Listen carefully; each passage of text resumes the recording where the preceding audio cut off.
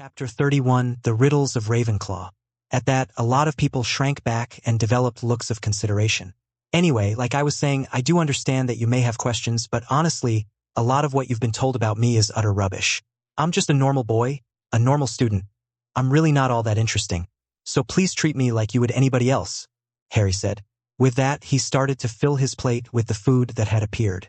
The students around him shared some looks and followed his example, most even happier now that Harry was in their house, as he seemed like a good person as well as being the boy who lived. Meanwhile, at the staff table, Albus Dumbledore almost choked on his lemon drop as Harry Potter stepped forward. The boy looked nothing like James, which worried him as he himself had placed the blood glamour. Watching with trepidation as Harry walked forward with an unusual amount of grace for a muggle-raised boy, Albus leaned forward. The sorting took a few minutes, the longest of the students so far, making Albus' heart rate skyrocket. He should have gone straight to Gryffindor.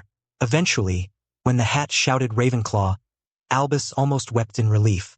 Although not Gryffindor, the boy obviously had some redeeming qualities keeping him out of Slytherin. However, the fact that it appeared that some of his charms had failed worried him. He needed Harry to be his perfect little light warrior. His plans counted on that fact. Severus Snape, however, had the opposite reaction to Harry Potter's appearance. He had dreaded the day that Potter's spawn would arrive at Hogwarts, expecting a pampered prince, a clone of James and the embodiment of everything he hated.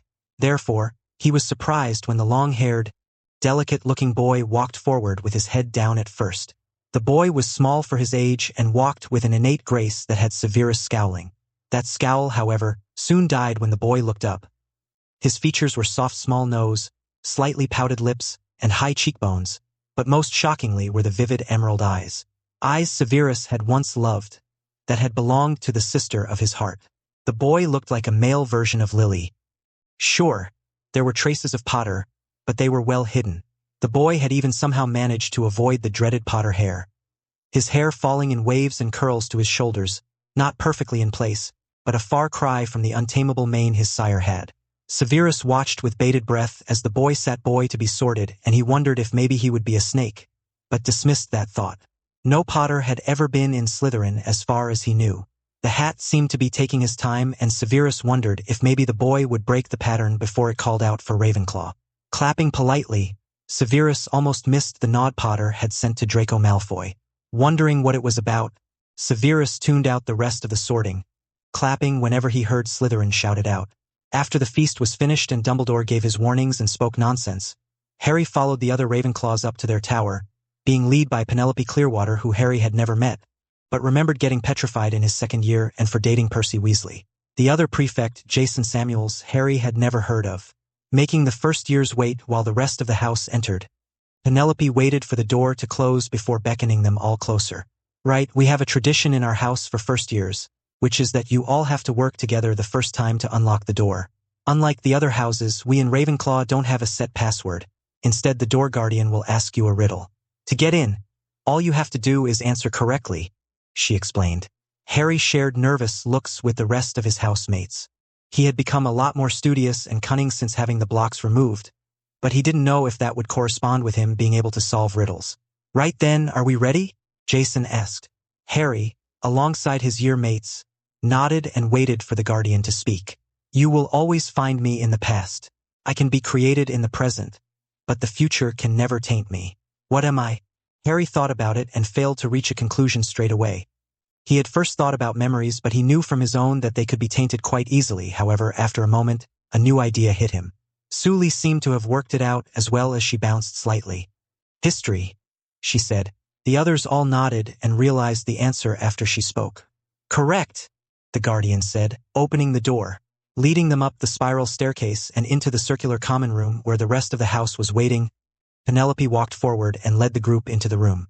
Harry remembered coming in here once in his last life when he was looking for Tom's Horcruxes. At the time, he hadn't really taken in the beauty of the room. It was very different from the Gryffindor common room. The white walls were broken up by tapestries of famous events, and the ceiling was covered in stars, perfect renditions of the solar system. Against most of the walls were massive bookcases, which were filled to the brim. Unlike the stone floor that covered Gryffindor common room, the Eagle's Nest had navy carpet, and there were more singular love seats over couches and sofas. There was also a lot more desks and notice boards dotted around, which Harry saw had specific subjects engraved underneath. Chapter 32 Guidance from the Eagles Prefects. After Harry had finished his appraisal, he noticed that Penelope had taken a step back and that a new older prefect had stepped forward. Welcome and congratulations on being sorted into Ravenclaw, the House of Wit, Learning, and Wisdom. My name is Maria Delphine and I'm your 7th-year female prefect. Now, like I said, we Eagles do strive for knowledge, but you should remember that's not what we're all about. Unlike what some people will say, we do know how to have fun, and between us we do throw the wildest parties. However, as you can probably tell from looking around, we take our learning seriously. You'll see that each subject has a notice board in the common room. If you're ever struggling and want help, or simply want to talk about a specific subject, you can put a note on the board. I recommend that you check them regularly, as often people will post study sessions on them, and they're a great way to advance your studies and have fun. Harry was impressed by the system and wished that Gryffindor had had something similar. That notice board had been covered in junk. This seemed like a great idea. Maria continued her speech. For first years, you'll see that some of the subjects don't apply to you. This does not mean you can't ask questions. Deciding what options to take in your 3rd year is important, and asking questions to make an informed decision is the smart thing to do. However, you should know that 5th and 7th years may not always take the time to indulge you, as they are exam years. Moving on, in Ravenclaw we have unofficial rules. You won't find them written down, but we all know them and we all abide to them. The rules are simple. Never leave a fellow Raven alone in danger. If you see a Raven alone being attacked or bullied, you help them. If that means getting involved, distracting the perpetrator, or getting a teacher, it doesn't matter. You help. The next rule is similar to the first. You never deliberately get a fellow Raven into trouble. If you have a problem, you keep it in the common room. You don't risk house points to get even.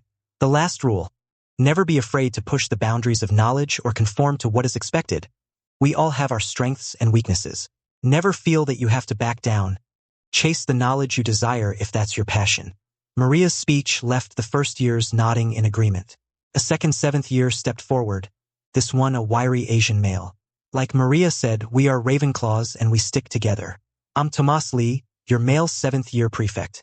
During this first week, many of you will most likely begin to see which areas of magic you excel in. However, don't be disheartened if what you get isn't what you expected. Some of you will be great at charms, some at potions, and some at transfiguration. So don't worry if you seem to struggle in some areas. Work together and help each other. Building on that, for the first few days there will be an upperclassman escorting you to and from your lessons until you get a general feeling for the route. You will also be given a map of the school. Study it and learn it. After the first few days, tardiness will not be accepted. Now then, Professor Flitwick is our head of house. He tends to favor us slightly, but in general he's a fair teacher. All the heads of houses do that, so we're at no real advantage. The only teachers to be wary of would be Professor Snape in the dungeons. He teaches potions, and he is not to be messed about with. If you do your work to the best of your ability and don't mess around, he should treat you fairly even if you're not naturally gifted in brewing. The other teacher to watch would be Professor Trelawney, though you shouldn't really come into contact with her until 3rd year. She teaches divination and tends to be a bit free with her death predictions. It's best to take whatever she says with a pinch of salt. The defense professors should usually be treated carefully in the first week until you can get a feel for them. They change every year, so no insight can usually be given. However, Quirrell once taught Muggle studies. Therefore we can safely say you should be fine with him. Harry barely contained his snort at that. He doubted that woman had ever given a true prediction and being safe with Quirrell? That was laughable. Now that's everything. Tomorrow morning be down at 7 so that we can get to breakfast early as a group. Professor Flitwick will be giving out timetables. You'll find most of your lessons are with the Puffs, but defense is shared across all 4 houses along with herbology and astronomy. With the introduction finished, the boys were shown to their dorm by Lee and told to get an early night. Quickly seeing his trunk by the bed closest to the bathroom, Harry placed some of his things around before he removed his pajamas and the ointment given to him by his healer. Entering the bathroom, Harry washed up before applying the cream and dressing. He noticed that the cream was running low and wondered if he should visit Madame Pomfrey for some more. He should probably tell her about his treatment regime anyway, as he was taking potions every morning and every other evening. Chapter 33 House Traditions and New Beginnings. Settling into the bed, Harry said goodnight to his new roommates and closed the midnight blue curtains on his bed. Setting a wake-up charm as well as privacy and silencing charms, Harry closed his eyes and allowed himself to fall into his mindscape. The next day, Harry was the first of his roommates up and, after showering and dressing, he decided he should probably wake them. Decision made, Harry sent very low-powered tickling jinxes at each bed and waited. They took a moment to work, but eventually the boys woke up giggling. Seeing them awake, Harry canceled the jinx. "It's 6:30 if you want to be ready in time. I thought it best to wake you," he said. The boys, still giddy, smiled. "Thanks, mate," said Terry as he passed Harry while carrying his shower things. Anthony, who was the furthest away, was staring at Harry. "How did you do that?" he asked. "I read a lot," Harry said, hoping he wouldn't be questioned too much. He would have to look at what spells first years could do if he didn't want to stand out too much, at least not straight away. He could maybe pull off being a humble prodigy though, if not. Anthony seemed to accept his answer and went about getting ready. Eventually all 4 boys were dressed and had their bags packed, and together they went down to the common room. Walking as a group to the Great Hall, Harry wondered how Hermione and Ron were faring, especially Ron after the confrontation outside. He had the beginnings of an idea with how to deal with Hermione, and he couldn't wait to put it into practice. Sitting down to eat breakfast with the rest of Ravenclaw, Harry saw that the other house tables were still mostly empty. Looking up at the head table, Harry felt his scar flutter, startling him as it had never done that before. Harry felt only a slight pull towards Quirrell, and he wondered if being only part of his soul meant that the bond was weaker. Lost in his thoughts, Harry barely contained his surprise when the doors to the Great Hall slammed open and a green-skinned Ron stormed in, followed by the rest of the Gryffindors. Not even trying to hold in his laughter, Harry wondered who Ron had upset before he caught Neville's eye and saw the blonde-haired boy smiling secretly. Harry was shocked, but happily so, as he realized that this time Neville would learn to roar early. Sitting down to eat breakfast with the rest of Ravenclaw, Harry saw that the other house tables were still mostly empty. Looking up at the head table, Harry felt his scar flutter, startling him as it had never done that before. Harry felt only a slight pull towards Quirrell, and he wondered if being only part of his soul meant that the bond was weaker. Lost in his thoughts, Harry barely contained his surprise when the doors to the Great Hall slammed open and a green-skinned Ron stormed in, followed by the rest of the Gryffindors. Not even trying to hold in his laughter, Harry wondered who Ron had upset before he caught Neville's eye and saw the blonde-haired boy smiling secretly. Harry was shocked, but happily so, as he realized that this time Neville would learn to roar early. After receiving his timetable, Harry saw that, like Lee had said, the majority of his lessons would be with Hufflepuff this time around, making Harry wonder if that would change anything. Harry also noticed that, instead of having Transfiguration first, he was instead graced with potions. He wondered idly if Snape would treat him with the same scorn in this life that he had in the last. Harry had a suspicion that some of the hate last time had been because of his looks. Pulling out his nutrition potion, which he had to take every morning after breakfast, Harry downed it with a small frown before swallowing the last of his pumpkin juice, hoping to wash out the taste. Harry didn't realize at that moment dark eyes had been watching him with interest, focusing in on the vial in his hand. Standing, Harry slipped his timetable into his pocket and grabbed his bag from the floor. He was planning on visiting Madame Pomfrey before his first lesson and would have to hurry now if he wanted to avoid being late. The dungeons were a fair walk from the infirmary. "Where are you going?" asked Terry as Harry passed him. "I need to go to the infirmary," Harry said, making those who heard frown. "Are you okay, Harry? Have you hurt yourself?" asked Lisa as she looked him up and down, looking for any injury, the others doing the same. Harry was surprised by their worry, as he had not really interacted with his new housemates. "I'm fine," he assured. "Then why are you going to the infirmary?" Sue questioned. "I've almost run out of the ointment my healer gave me, and I haven't got any extra. I hadn't realized how low it had gotten, so I'm hoping she can help me," Harry explained. "Oh, well then that's fine. As long as you're okay," said Mandy. "Do you want me to come with you?" offered Terry. "In case you get lost?" Harry smiled again. "That's okay. You finish your breakfast. I'm sure I'll be fine." "I looked at the map," Harry said. He would have to be careful for the first few days to hide how well he knew the castle. With that, he walked from the Great Hall and took the familiar route to the infirmary. Entering, Harry looked around at the place he had spent so much time in during his last life and wondered if he would escape such a fate this time. "Ah, Mr. Potter, what can I do for you this morning?" asked the aged healer when she spotted Harry. She couldn't see anything obviously wrong but knew that sometimes that didn't matter. Harry smiled at Madame Pomfrey and walked closer. "A few days after I received my Hogwarts letter, I visited a healer who placed me under a rather strict potions regime. I thought it would be wise to let you know in case I ever landed in here and you needed to know if I was on something, Harry said. Poppy Pomfrey was shocked by the slight boy's words. I see. What potions for what purposes? She asked. Seeing his frown, she added, all of this information is private, Mr. Potter. As a healer, I had to take oaths to ensure I never betrayed my patient's trust. Oh, Harry said. Well, the potions are to help minimize the damage done by my relatives, Harry said, not looking up and hoping to portray the image of an embarrassed child. He was not embarrassed about the situation, but rather furious when he thought about what he had endured at the hand of this family before he had stood up for himself. Poppy nodded her head once, understanding the situation. Do you know which potions in particular you were taking? Harry frowned. He had become used to his memory recall being perfect, so being unsure was annoying, but he honestly didn't know the specific names, just their purpose and perhaps a few ingredients based on the taste. I'm sorry, I'm not sure. I know that the potion I take each morning is a nutrient potion to help me gain weight. It tastes like burnt sage and is pale purple. The other potion I take every other night is to help my bones heal and strengthen them. It's not Skillgrow, I know that much. It smells like copper and tastes like old blood. Oh, and it's dark green, almost black, Harry said. Poppy nodded, impressed with his description. Right, it sounds like you're taking Helga's Fortune and Costa Recovery.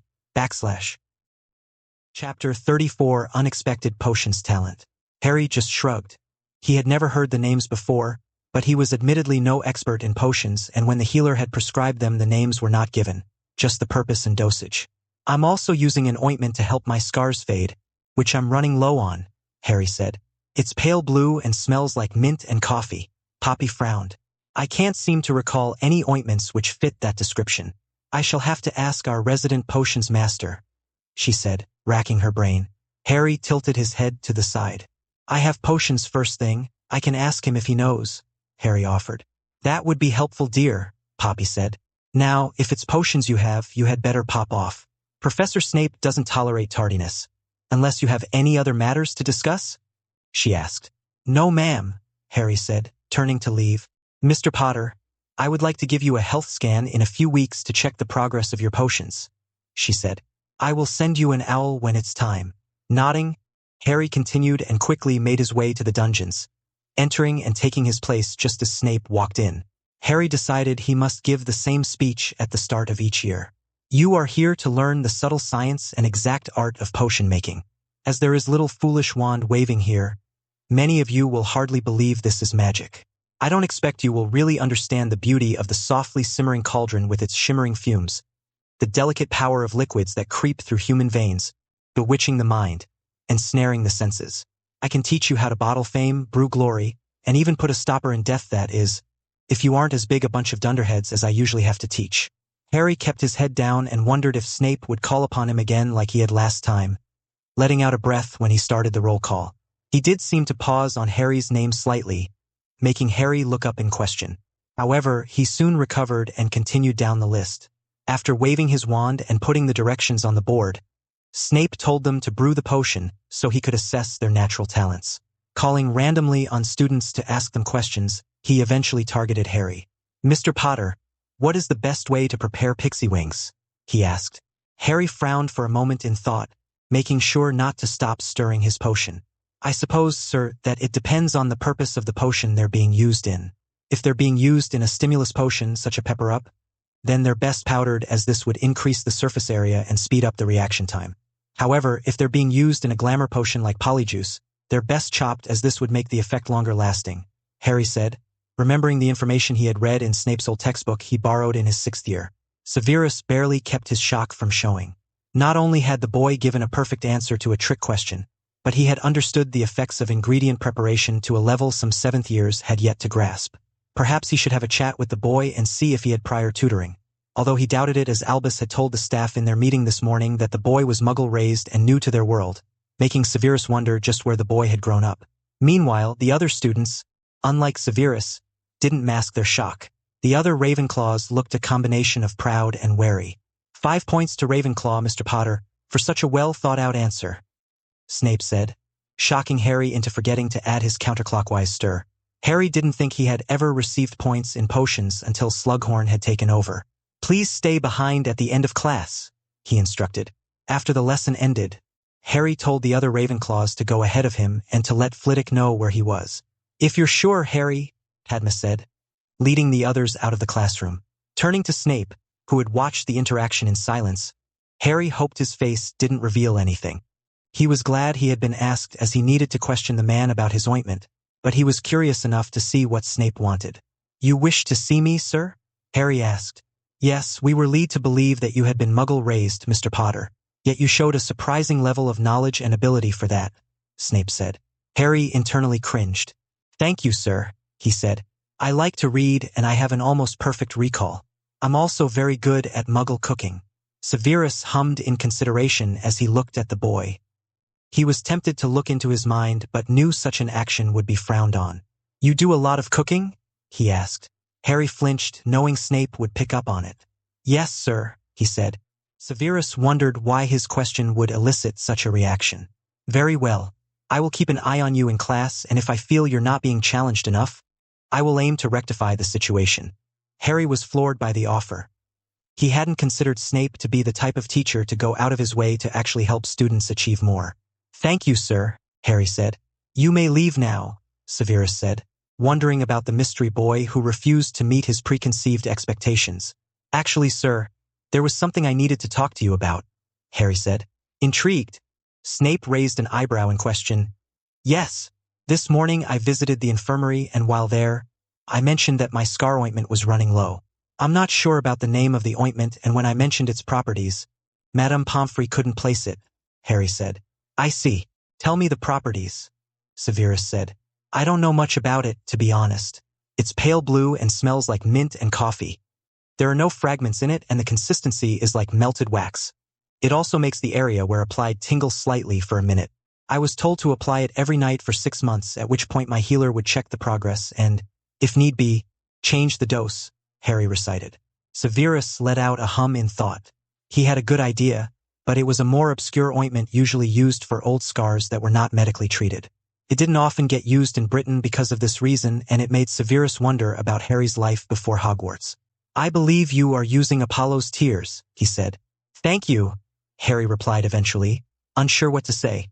"I think that Madame Pomfrey will probably ask you to brew some for me later today, so I'm sorry for adding to your work."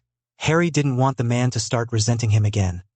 He hoped to keep this new civility for as long as possible, even if it was suspicious.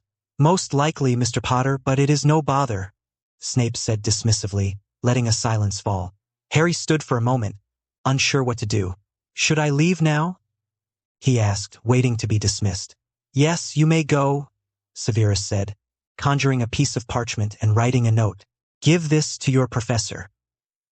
Chapter 35, Strategic Maneuver. Harry accepted the note and left, making his way to Charms. Snape's behavior was baffling to him, and Harry wondered if this was another ploy by Dumbledore to influence him. He wasn't sure yet which staff members he could trust aside from McGonagall and Pomfrey, and Madame Pomfrey had only been cleared after Harry had realized that her healer's oaths wouldn't allow her to ignore abuse if she found it. In her last life, she had no cause to look as Harry had hid the abuse very well in his shame.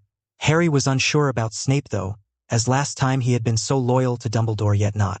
His true loyalty had been to Harry's mother and, through her, to Harry. Pondering this, Harry knocked and entered his charms lesson, giving Flitwick Snape's note as he slipped into a spare seat next to Hannah. "Hello, Hannah," he whispered as the lesson continued. "Happy to see a friendly face." "Hey, Harry," she replied pleasantly before focusing back on the small professor.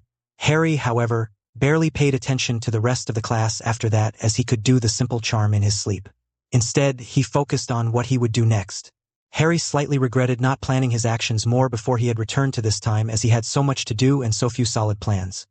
He still needed to find a way to help Tom, who at this moment was less Tom and more Coralmort. He had an unknown number of enemies, as he couldn't be sure who worked for Dumbledore. If it was just the Weasleys, he doubted Hermione would be in on the plan in this life, but Harry still wanted revenge. It was petty as she was technically innocent, but Harry was feeling vindictive. He had the aforementioned revenge against the Weasleys, Granger, and the old coot. At this point, Harry was just waiting for the old man to strike and call him up to his office. Hell, Harry was surprised that he hadn't been dragged up there last night and forced into a red and gold tie. Snorting at the image his mind produced of Dumbledore jumping him in the hallway and throwing red and gold glitter on him and demanding he roar, Harry ignored the curious looks sent at him by his classmates as he plotted and schemed. After a week of classes, a note from Dumbledore finally appeared during breakfast on the Friday of his first week. Harry, who was sitting with Neville at the Gryffindor table, fought to roll his eyes at the phrasing. "Mr. Potter, my dear boy, I was wondering if you might join me for a spot of tea this afternoon after your lessons have finished. Professor Albus Dumbledore. P.S. I do so enjoy ice mice." Seeing Harry's look and remembering what he had said about his family, Neville asked, "Who's it from?"